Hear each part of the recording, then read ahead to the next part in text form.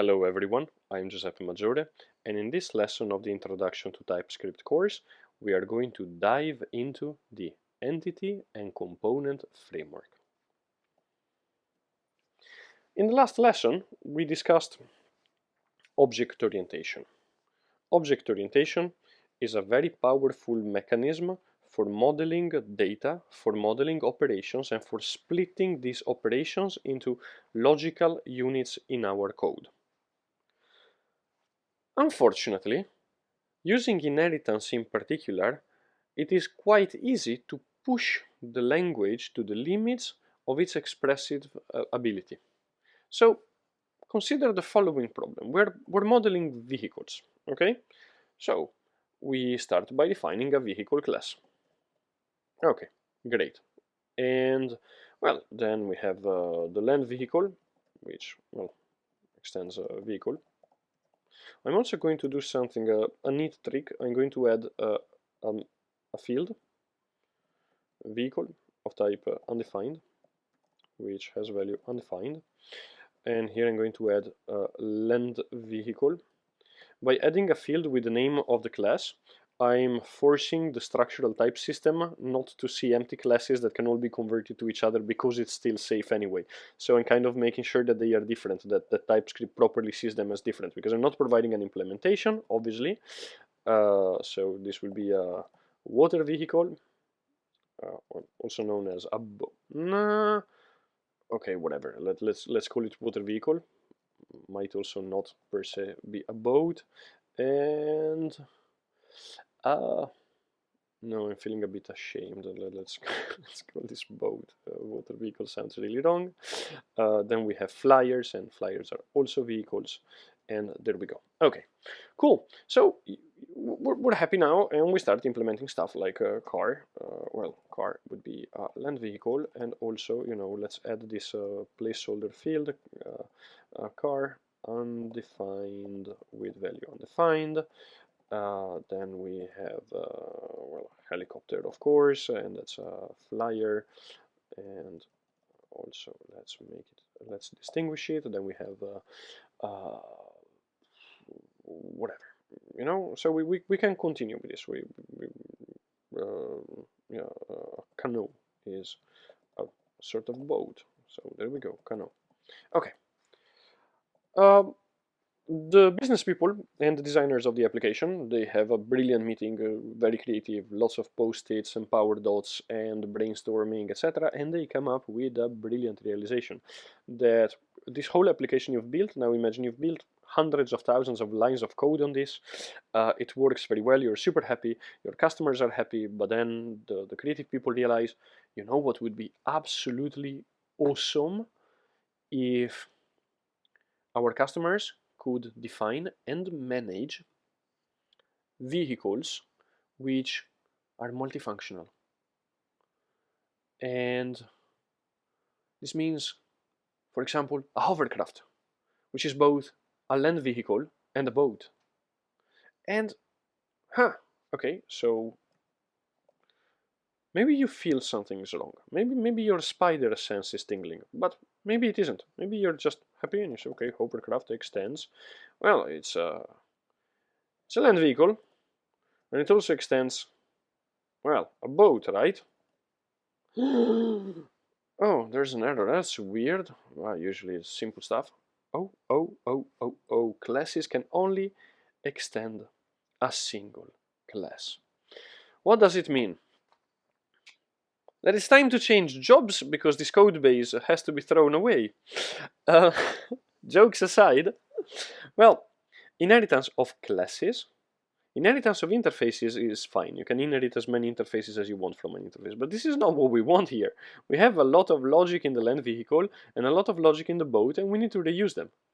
Now, there is a principle that you will find online if you Google, which is favor composition over inheritance, because a lot of people in the last few years have discovered that complex inheritance, because of this limited ability to just inherit from one and exactly one class, is limiting, because things in real life are not really so neatly grouped into classes that are disjoint and that form a hierarchy. In life, we don't really have hierarchies. We have networks. Hierarchies are good to think about, but they only work if they're small and constrained. Vehicles are too big. So you could have a hierarchy of perhaps engines, or a hierarchy of maybe even tires or components, smaller things. But the entities, like the car, is an entity because it performs actions. It's a main entity of our application. It has components, it has elements of it that perform a clear function. The entities and the components should be composed together rather than inherited in each other. And if you're wondering why did no one think of the brilliant idea of just inheriting from multiple classes at the same time, you might want to Google the diamond problem in C++, because that's where it was discovered that this is a big issue. Because let's say that the vehicle has a move method, which, for now we don't care, it doesn't do anything. Now the problem is that if you were able to extend from land vehicle and boat, then, well, both land vehicle and boat have a separate move method, because land vehicle extends vehicle and vehicle has a move method, but boat extends vehicle directly and also has a move method. And if those move methods have been overridden in land vehicle and boat, for example, or if in class vehicle we could choose to make it to make the move method abstract and to actually define it here. So here you would have the actual move method, and here you would have, oh yeah, no body obviously because it's an abstract method. Okay, I'm going to put a move method everywhere. Duck, duck, duck, so the compiler doesn't complain. Why is it unhappy? Oh, because we have to state what it returns, obviously. Okay, so now land vehicle has an implementation. Let's say it says console.log moving on land, and here in the boat we have console.log moving on water.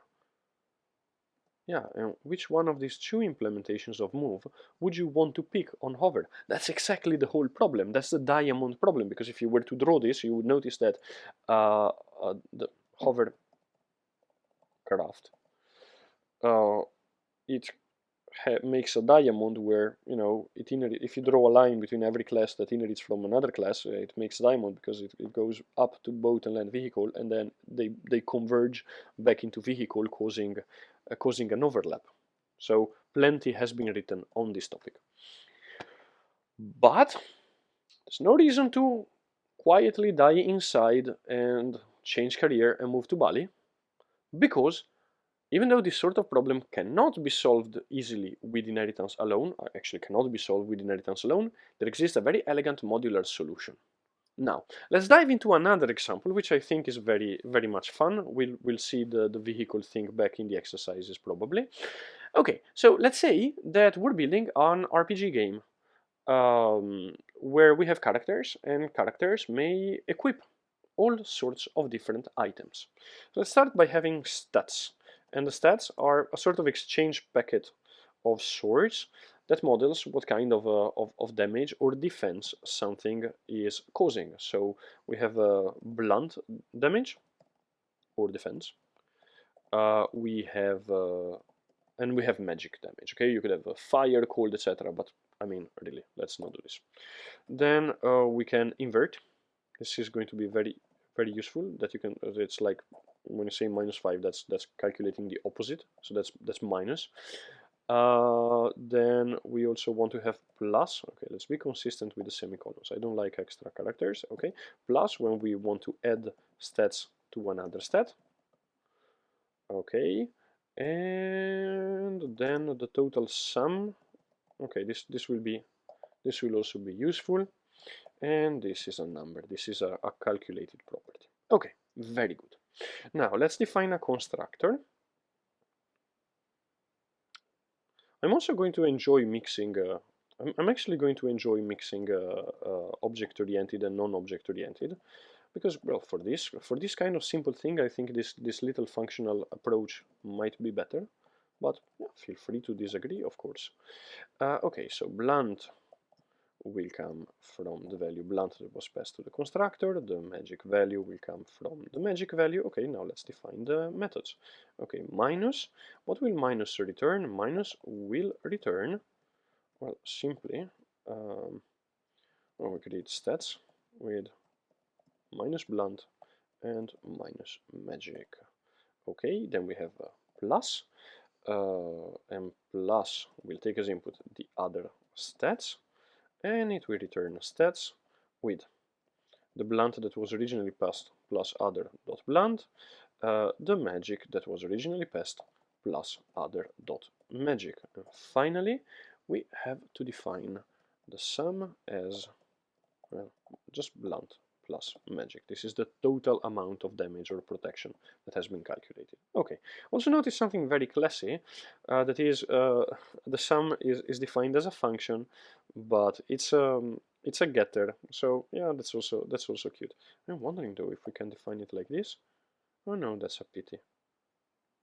I was sort of expecting to be able to assign the lambda, but that's life. Okay, anyway, so we have the stats and we can add the stats together because it's going to be useful, you know. We have the stat of the attacker, the stat of the defender, and you have to compare them together, etc. Now, oh, obviously, let's also define the zero stats. This could be, if we wanted to do this fully object-oriented, this could have been a static method that initializes the zero stats, whatever. And these are stats with 0 and 0. Okay, very good. Now we define an item. An item that can be equipped has, well, let's use a type. Here we're not using object orientation yet. No, or actually we will. Yes, these are the okay, and the items are the components. So these are the things that we can combine together. And here you might want to have little inheritance hierarchies of the items. Like you could have an inheritance hierarchy of swords, or of shields, magic shields, etc. So you could build these small, very self-contained little hierarchies just focused on the items. An item can produce, can cause damage, but an item may also defend, so also has protective stats. Okay, then, well, let's say that we want to have a hand item, which extends item, but I'm going to use that little ugly trick of saying, okay, hand item is undefined, because I want to prevent putting a glove as a chest piece, for example. And then let's only have a chest item, and also chest item is undefined. Okay, very good. Might even make it as a class, perhaps even more useful. So hand item implements item, and hand item will also have a value of undefined. Oh, okay. Now we need the name, the damage, and defend.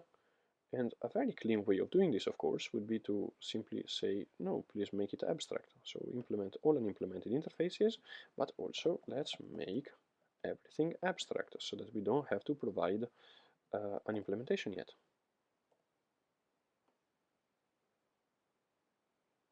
Oh, pardon. Yes, of course, this is string.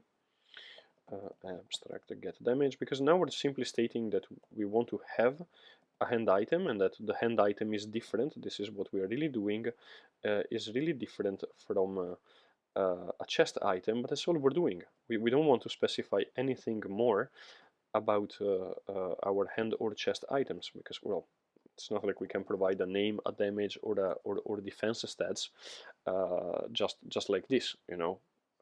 We're not defining concrete items yet. Okay, now that we have our components, we may start defining actual components. Like, well, okay, so an empty hand, sort of the 0, extends hand item. Now we need to provide some extra information, because now we actually have to provide an implementation.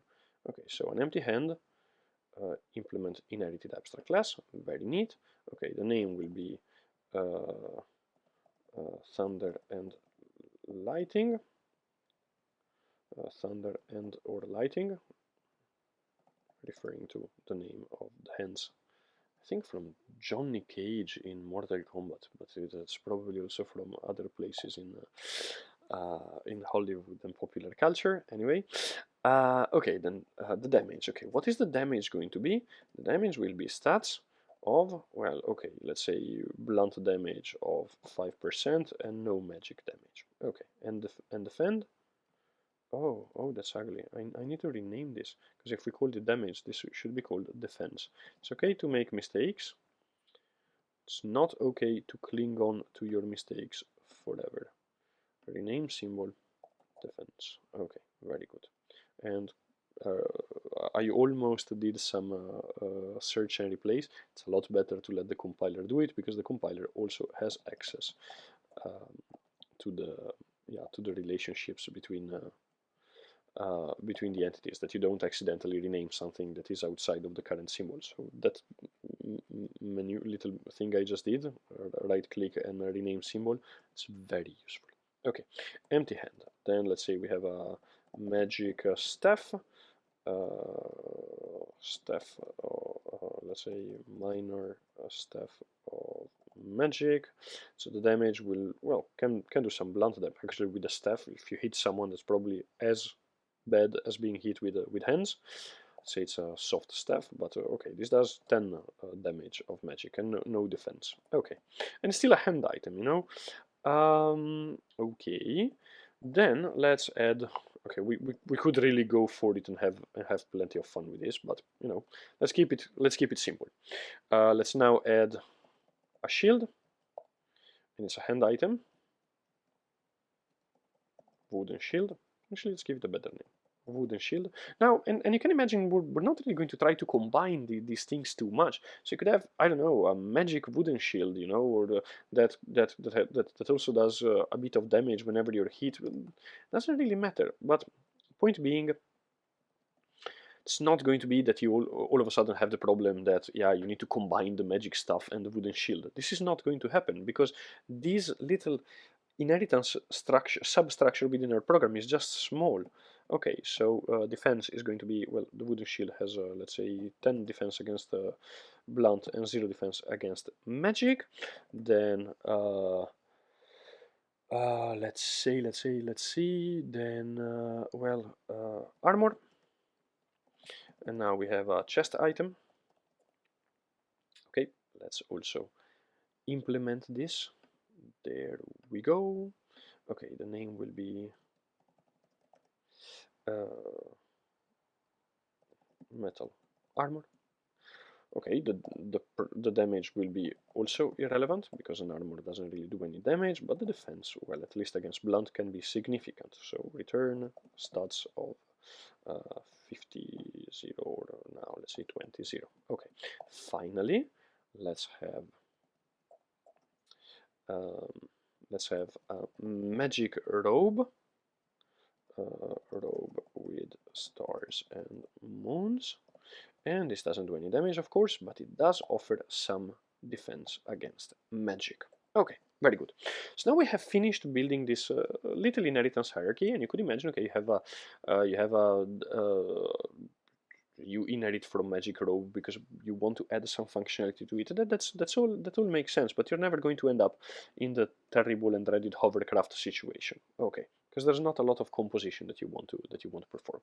Now let's define a character, and so everything that's an item is what we call a component, but the character is the entity, because this is where we put together, very simply, multiple components into an object, the entity, that has logic and functionality.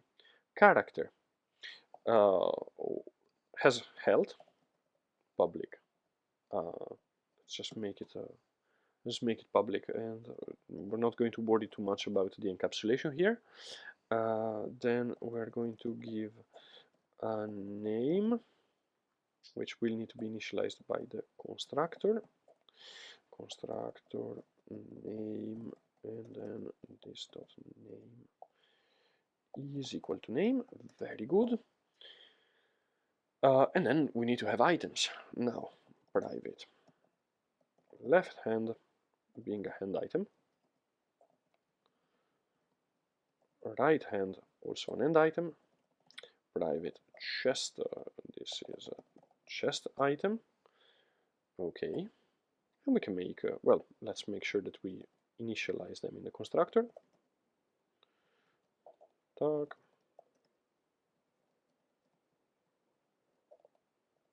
And tac. Obviously, left hand is left hand, right hand is right hand. I'm putting everything in one line. I know you might find this ugly, and I accept it if you do. But because this constructor isn't really saying anything of interest, I'm just leaving it on just one line of code and just not thinking about it. Okay, let's also create some properties, because we might want to be able to compare these things or not.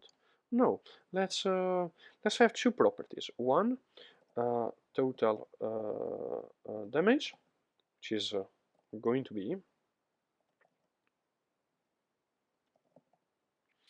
no, okay, which is going to be this dot left hand dot damage plus, oh, pardon, plus this dot right hand dot damage plus this dot chest dot damage, because also the chest piece might cause some damage. Okay, so that's the total damage.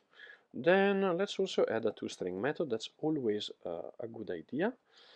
And in the in this method, we will return a sort of good handy debugging recap. So the name, and then what the character is holding. So left hand dot name, right hand dot name, and oh, did I close the quote? That's not ideal. And finally chest dot name. Okay, so toString is also going to help. Okay, very good. So we have the items, we have the definition of the character, and now it's time to actually make two characters fight. In order to make the characters fight, we must be able to create random characters, because that is that is sort of the point. Okay, so hand items, and hand items will be an array containing okay, now how do we model this? Now we can model it with the constructor. So we can have an array of the constructor of the items. Okay, so what were the items? They were wooden no, yes, empty hand, magic staff, wooden shield. Okay, empty hand, magic staff, wooden shield, and if we try to put magic robe, we get a compiler error, because there is no conversion from the constructor of magic robe, which returns a chest item, into the constructor of a hand item. So yeah, I am actually happy that we went the extra length to make sure that TypeScript would never be confused by, would never be able to mix them, the chest items and the hand items. Okay, because now we also get another compiler error. That's very good. So now we have armor and we have the magic robe. Okay, very good. Then let's define a pick random function. It's always very useful. That takes as input an array of arbitrary items A and returns a single item A. I find this super handy to have items of math.random times items.length, and of this we want to get the floor, so we want to turn this into an integer number, and it has to stop at items.length -1. So that's why we do the floor. Okay, this is super useful because now we can define something that constructs a random player by picking a random hand item, a random chest item, and also, well, let's also have some names. Okay, so the names will be Olaf, Sigmund,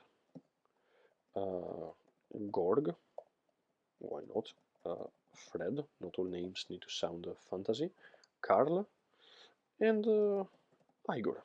Okay, and then let's have some attributes so that we can also generate some recognizable names. So bloody, optimistic,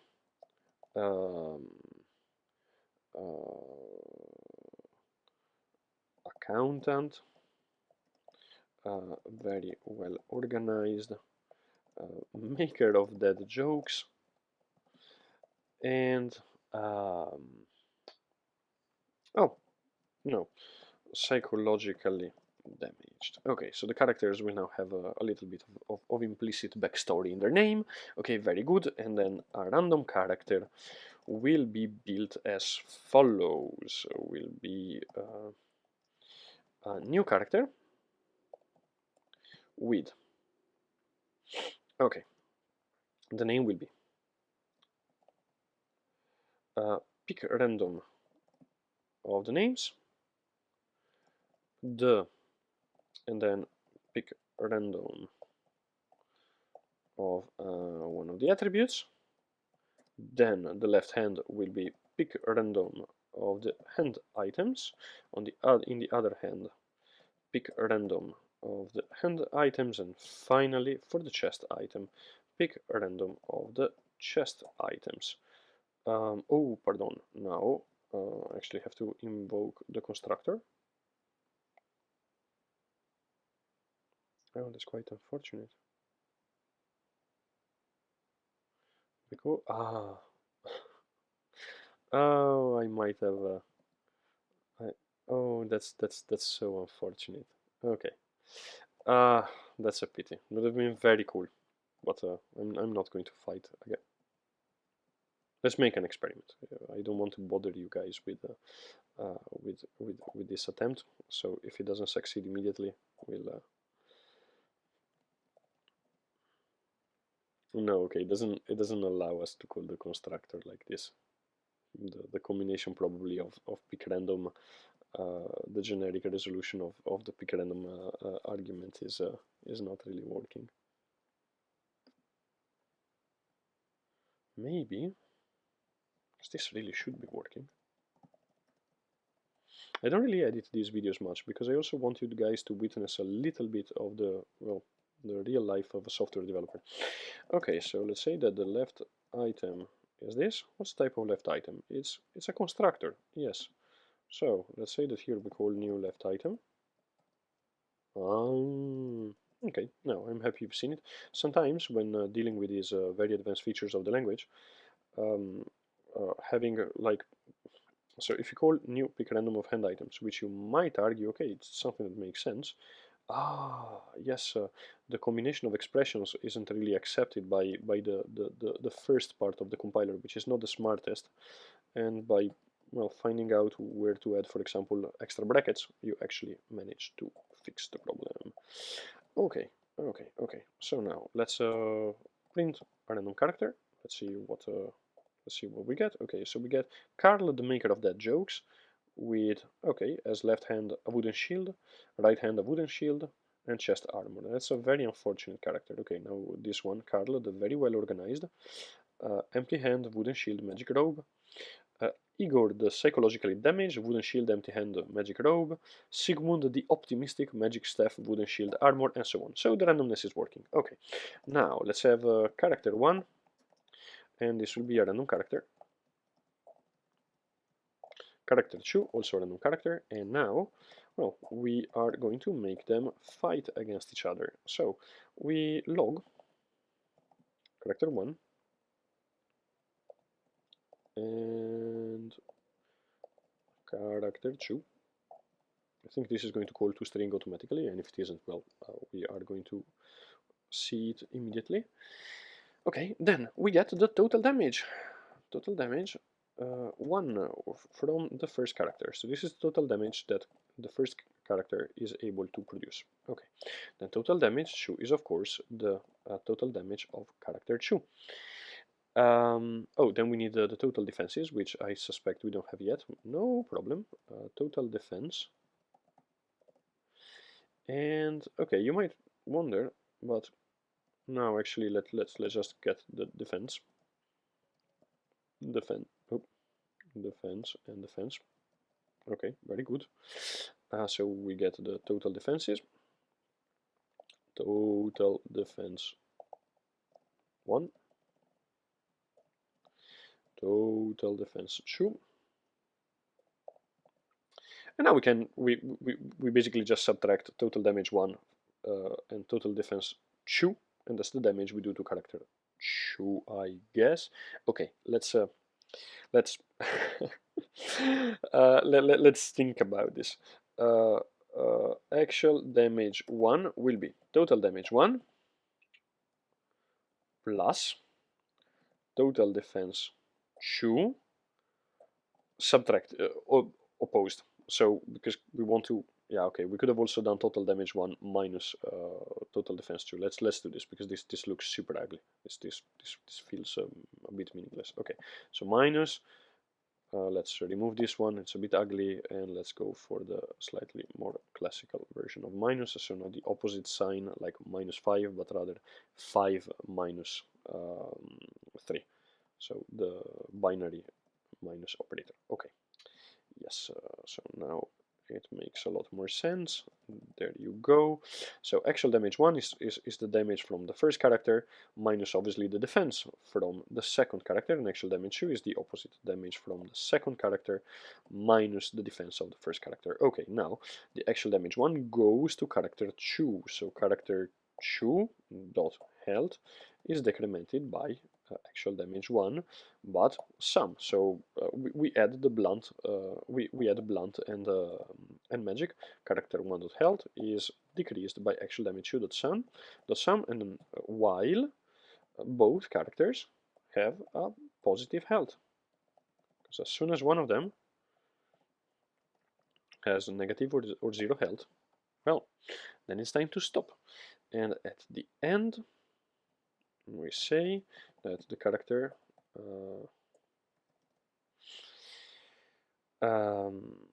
with the biggest health is the winner. Well, might be that they are, yeah, okay, this is not super accurate because they might both have gone at the same time to a negative health, but okay, who cares. Okay, here we say that character 1 is the victor, and here we say that character 2 is the victor. Okay, let's make it a little bit more balanced. If it's smaller than, and otherwise, well, they're equal, so console.log.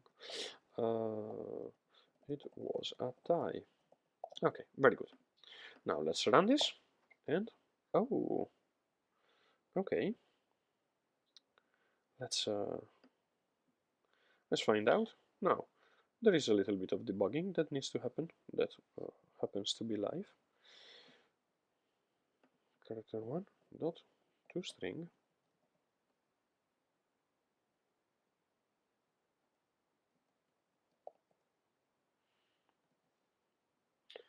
Now let's check this out.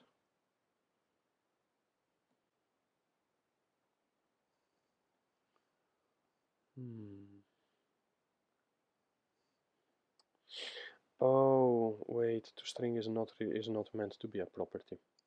No. Okay. So it's not being called correctly automatically. Let's see if this was the problem. Okay, very good. Now, interesting, but nothing is really happening. Let's see. Okay, so we're printing the characters, and let's also show the health. We can see if the health is actually decreasing. Okay, the health is increasing, so something... Oh!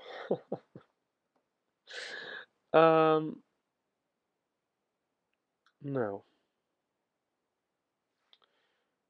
Oh, because our defense items are disproportionately stronger, so we're we're boosting the character's health. Okay, let's actually cause more damage than defense. So let's say that the wooden shield is 1, the defense here is 2, and the magic robe produces a defense of 2 on the magic side. And there you go. So, and now in our case we can see that Gorgud psychologically damaged with 23 of health was the victor. And who did he fight against?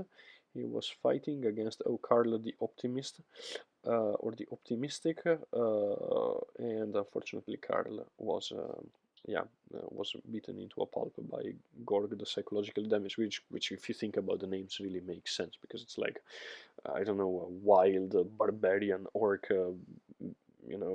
with a wooden shield and a stick. Oh no, does he have a? Oh no, with with bare fists and metal armor, beating the poor Carl. Okay, so to a pulp. All right. You can imagine. I'm going to run this again. Okay, so now we have the Carl, the maker of dead jokes, against Sigmund, the accountant, and oh, Carl won. Okay, very good. Now we have Igor the Bloody fighting against Carlo the Optimistic. Okay, that seems to be a recurrent character. Igor the Psychologically Damaged against Olaf the Optimistic. Okay, lots of optimistic characters. You can see that by having these combinations, especially then if you look at the weapons and the the hand items and the chest items we produced, even with a very small combination, because what do we have? We have a empty hand, magic staff with a shield, so 3 options here and 2 options for chest items. You could very easily, in a couple of hours of development, create hundreds of these alternatives, leading to millions of combinations of possible characters and a very interesting and very richly modeled domain. And you will never encounter any big issues like we had with the hovercraft, and we're still using inheritance, because at least the chest item thing is inheritance on its own. Our inheritance hierarchy is less deep, so we don't have something that inherits something that inherited something that inherited something, etc., up until a depth of 50. So the depth of inheritance is very limited, and this keeps things also a little bit easier to manage. And this pattern is used very much. The idea is that then the entity you define depends on these super generic things, the hand item or chest item. These are these components, and these components are basically just interfaces. Okay, in our case they are abstract classes, but they are effectively interfaces. That also the dependency between character and the actual components is kept as lightweight and as unspecific as possible, so that you can redefine the hand item and the chest item as much as you want without the character having to change. I personally find this approach very elegant. Now, this is the last lesson of the theory course of the Introduction to TypeScript. I would like to thank you very much for coming to this point. I'm really, truly grateful that you've spent the time and the effort to listen and to learn, and I hope that you've had almost as much fun as I've had, and this has been a very enriching and interesting learning opportunity. I wish you the best of luck with the rest of your studies. For now, that's all. Thank you again, and see you soon.